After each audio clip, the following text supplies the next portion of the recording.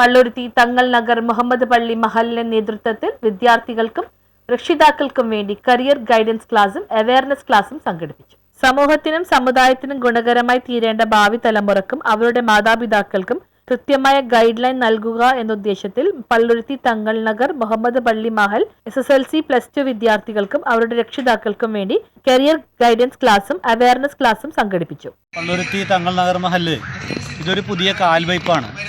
നമ്മുടെ വിദ്യാർത്ഥികൾ, നമുക്ക് ചുറ്റുമുള്ള രക്ഷിതാക്കൾ, അതുപോലെ തന്നെ അടുത്ത ഒരു തലമുറ, ഇവരുടെ ഒരു ഉന്നമന ലക്ഷ്യം വെച്ചുകൊണ്ട് രക്ഷിതാക്കളെയും ഒപ്പം വിദ്യാർത്ഥികളെയും അവരുടെ കരിയറുമായി ബന്ധപ്പെട്ടുകൊണ്ട് കൃത്യമായ ഒരു ദിശാബോധം നൽകുക എന്ന ഉദ്ദേശത്തിലാണ് മഹൽ ഈ രീതിയിലൊരു തീരുമാനം നമ്മളെടുത്തത്. ഇന്നിപ്പോൾ നടക്കുന്ന ഈ കരിയർ ഗൈഡൻസ് ആൻഡ് ഇൻഫർമേഷൻ എന്ന് പറയുന്നത് തീർച്ചയായിട്ടും ഒരു തലമുറയ്ക്ക് നമുക്ക് പകർന്നു നൽകാവുന്ന ഏറ്റവും വലിയ ഒരു പാഠമാണ്. കാരണം അടുത്ത ജനറേഷൻ എന്ന് പറയുന്നത് പാരമ്പര്യമായ ഒരു വിദ്യാഭ്യാസ രീതിക്കപ്പുറം പുതിയ ന്യൂ ജനറേഷൻ എഡ്യൂക്കേഷൻ സിസ്റ്റത്തിലേക്ക് മഹലിലെ എല്ലാ വിഭാഗം വിദ്യാർത്ഥികളെയും നല്ല രീതിയിൽ വളർത്തിക്കൊണ്ടുവരിക, അവർക്കൊരു കരിയർ ഗൈഡൻസ് കൊടുത്ത് നല്ല രക്ഷാകർത്താക്കളെയും നല്ല വിദ്യാർത്ഥികളെയും വാർത്തെടുത്ത് നമുക്ക് ഭാവിയിൽ ഗുണം ചെയ്യുന്ന ഒരു സമൂഹത്തെ ശക്തിപ്പെടുത്തുക എന്നുള്ളതാണ് മഹലിൻ്റെ ലക്ഷ്യമായി കാണുന്നത്.